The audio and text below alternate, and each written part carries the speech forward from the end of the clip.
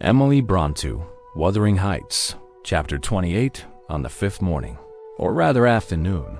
A different step approached lighter and shorter. And this time, the person entered the room.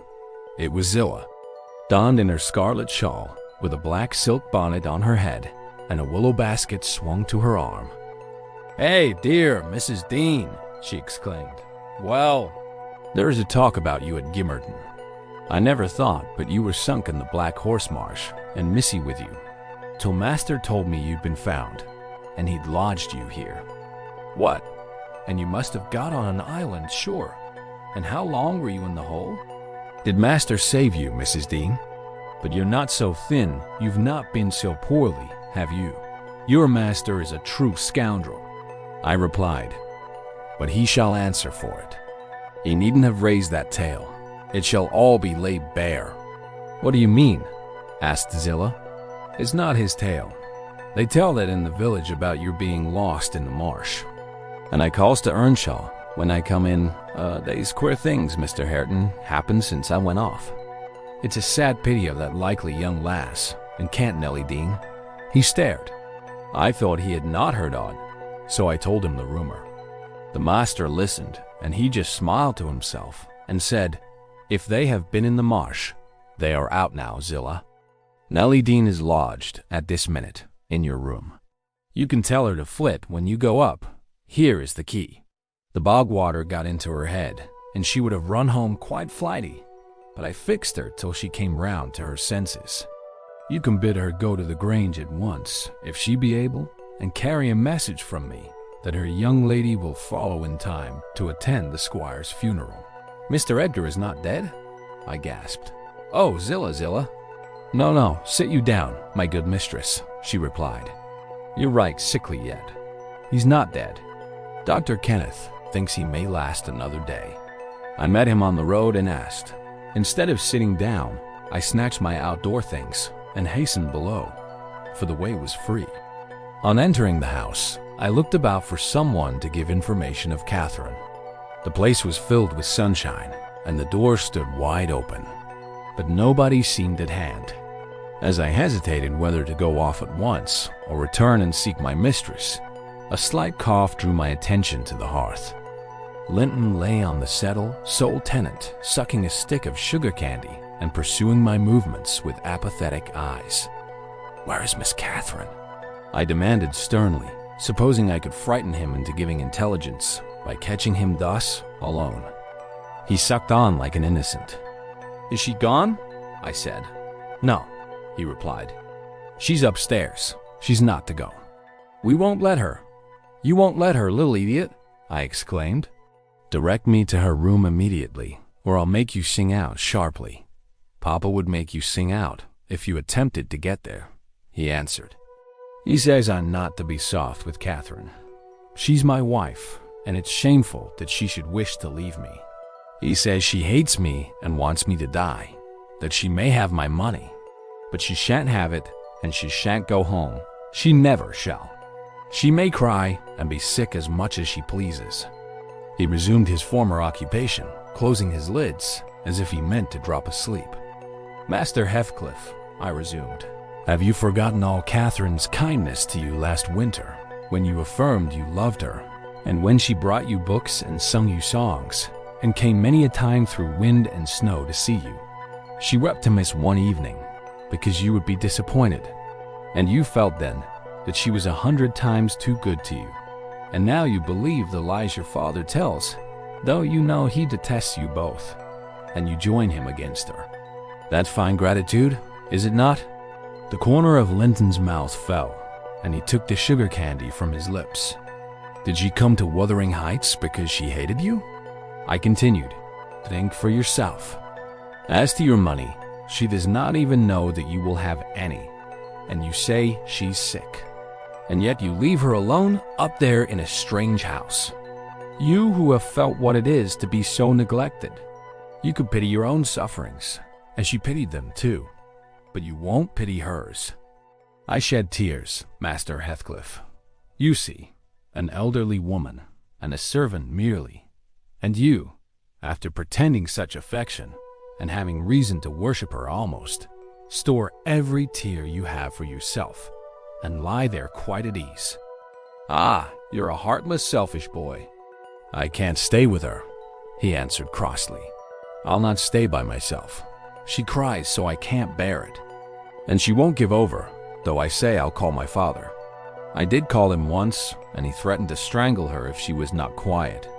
But she began again the instant he left the room, moaning and grieving all night long, though I screamed for vexation that I couldn't sleep. Is Mr. Heathcliff out? I inquired, perceiving that the wretched creature had no power to sympathize with his cousin's mental tortures. He's in the court, he replied, talking to Dr. Kenneth, who says uncle is dying, truly, at last. I'm glad, for I shall be master of the Grange after him. Catherine always spoke of it as her house. It isn't hers. It's mine. Papa says everything she has is mine. All her nice books are mine. She offered to give me them and her pretty birds and her pony Minnie if I would get the key of our room and let her out. But I told her she had nothing to give. They were all mine. And then she cried and took a little picture from her neck and said I should have that. 2 pictures in a gold case, on one side her mother and on the other uncle when they were young. That was yesterday. I said they were mine too, and tried to get them from her. The spiteful thing wouldn't let me. She pushed me off and hurt me. I shrieked out. That frightens her. She heard Papa coming, and she broke the hinges and divided the case, and gave me her mother's portrait. The other she attempted to hide. But Papa asked what was the matter, and I explained it. He took the one I had away, and ordered her to resign hers to me. She refused, and he struck her down, and wrenched it off the chain, and crushed it with his foot. And were you pleased to see her struck?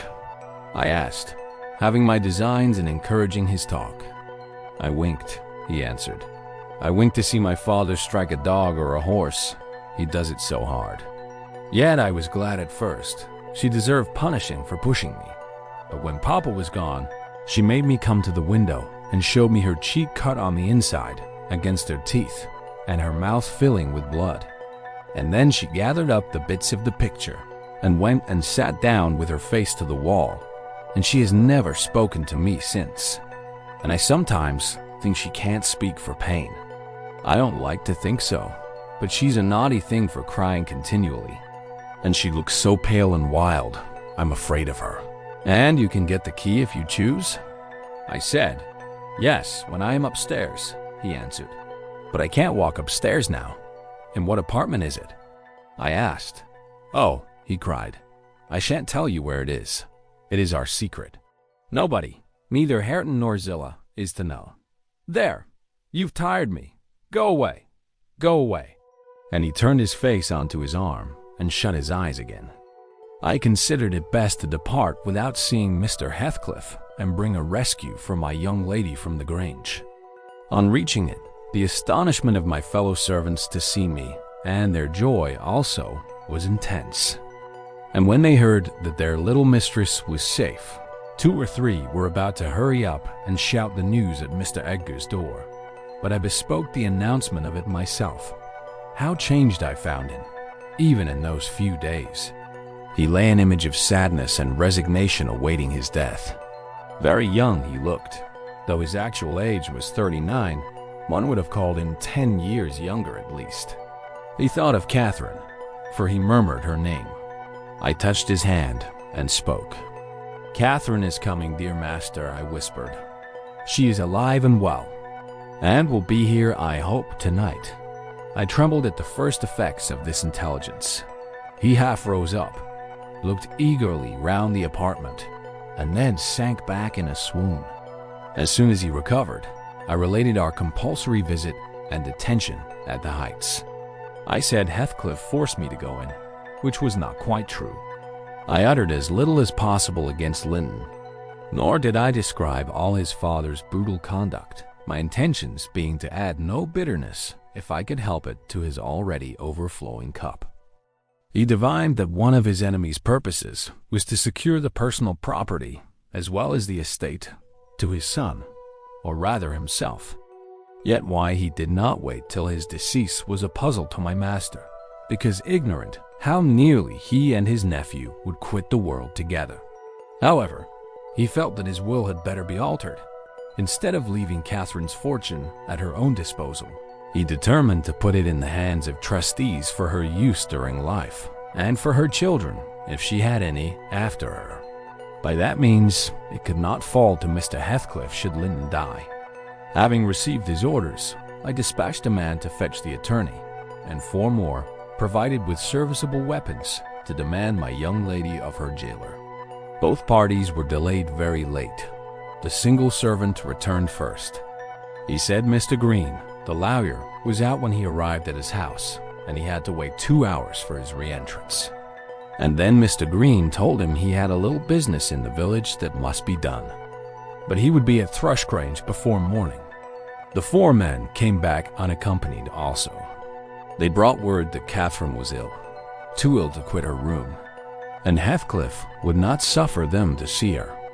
I scolded the stupid fellows well for listening to that tale, which I would not carry to my master, resolving to take a whole bevy up to the Heights at daylight and storm it literally, unless the prisoner were quietly surrendered to us. Her father shall see her, I vowed, and vowed again, if that devil be killed on his own doorstones in trying to prevent it. Happily, I was spared the journey and the trouble. I had gone downstairs at 3 o'clock to fetch a jug of water, and was passing through the hall with it in my hand, when a sharp knock at the front door made me jump. "Oh, it is Green," I said, recollecting myself. "Only Green," and I went on, intending to send somebody else to open it. But the knock was repeated, not loud, and still importunately. I put the jug on the banister and hastened to admit him myself. The harvest moon shone clear outside. It was not the attorney. My own sweet little mistress sprang on my neck, sobbing, "Ellen, Ellen, is Papa alive?" "Yes," I cried. "Yes, my angel, he is. God be thanked. You are safe with us again."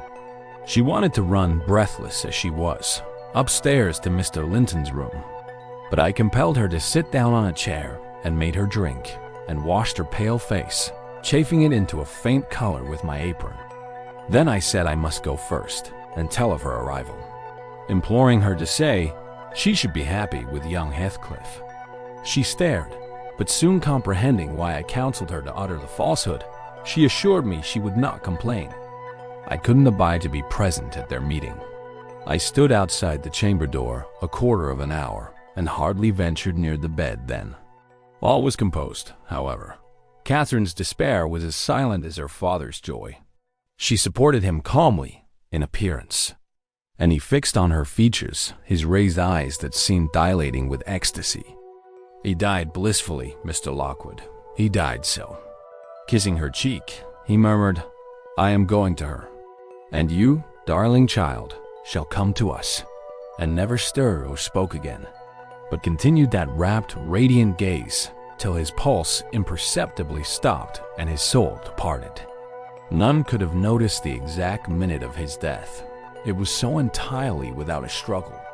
Whether Catherine had spent her tears, or whether the grief were too weighty to let them flow, she sat there dry-eyed till the sun rose. She sat till noon, and would still have remained brooding over that deathbed, but I insisted on her coming away and taking some repose. It was well I succeeded in removing her, for at dinner time appeared the lawyer, having called at Wuthering Heights to get his instructions how to behave. He had sold himself to Mr. Heathcliff. That was the cause of his delay in obeying my master's summons. Fortunately, no thought of worldly affairs crossed the latter's mind to disturb him after his daughter's arrival. Mr. Green took upon himself to order everything and everybody about the place. He gave all the servants but me notice to quit. He would have carried his delegated authority to the point of insisting that Edgar Linton should not be buried beside his wife, but in the chapel with his family. There was the will, however, to hinder that, and my loud protestations against any infringement of its directions. The funeral was hurried over. Catherine, Mrs. Lynn Heathcliff now, was suffered to stay at the Grange till her father's corpse had quitted it. She told me that her anguish had at last spurred Linton to incur the risk of liberating her.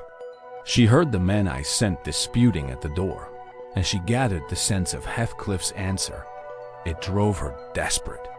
Linton, who had been conveyed up to the little parlor soon after I left, was terrified into fetching the key before his father reascended. He had the cunning to unlock and relock the door without shutting it, and when he should have gone to bed, he begged to sleep with Hareton, and his petition was granted for once. Catherine stole out before break of day. She dared not try the doors, lest the dog should raise an alarm. She visited the empty chambers and examined their windows, and luckily, lighting on her mother's, she got easily out of its lattice and onto the ground by means of the fir tree close by. Her accomplice suffered for his share in the escape, notwithstanding his timid contrivances.